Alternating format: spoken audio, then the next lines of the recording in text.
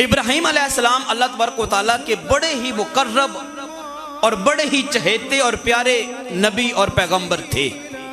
اللہ تبارک و تعالیٰ نے آپ کو مقام خلت پر فائز فرمایا اور آپ کے بارے میں خالق نے فرمایا وَاتَّخَذَ اللَّهُ إِبْرَاهِيمَ خَلِيلًا، کہ خالق نے ابراہیم علیہ السلام کو اپنا خلیل یعنی اپنا دوست منتخب کر لیا۔ اور خالق کائنات نے ابراہیم علیہ السلام کو وہ اعزازات اور وہ ممتاز حیثیت عطا فرمائی تھی جو دیگر انبیاء کرام کے پاس نہیں تھی۔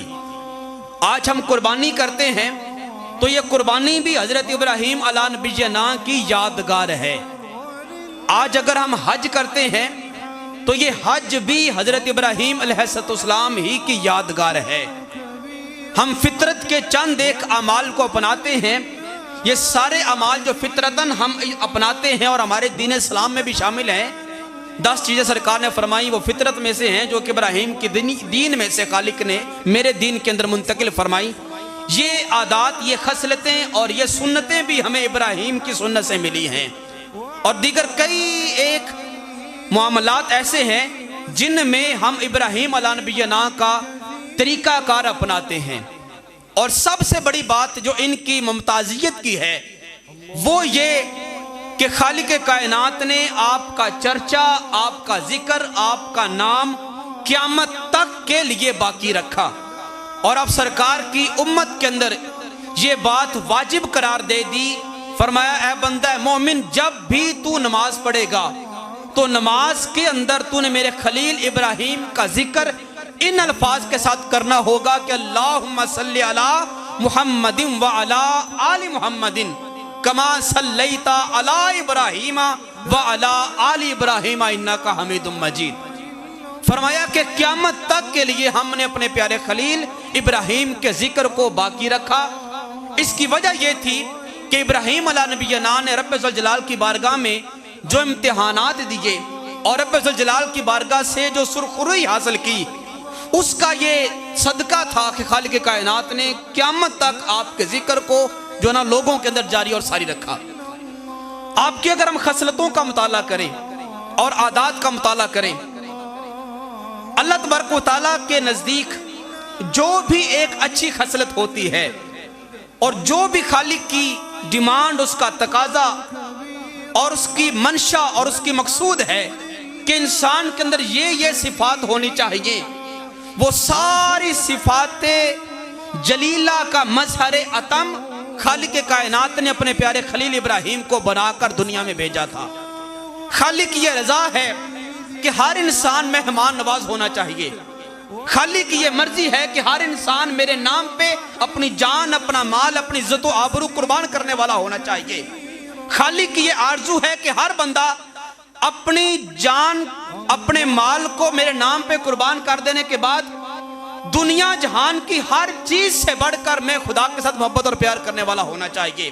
یہ خالق کا ہر بندہ مومن سے تقاضا اور اس کا یہ منشور اور اس کا یہ منشا ہے۔ حضرت ذوالفقار یہ ساری خصلتیں اور یہ سارے تقاضے ابراہیم علیہ نبینا کی ذات میں پائے جاتے تھے۔ ابراہیم علیہ السلام اللہ تبارک و تعالیٰ کے ان تمام تقاضوں اور آرزوؤں کے مطابق زندگی گزارنے والے تھے۔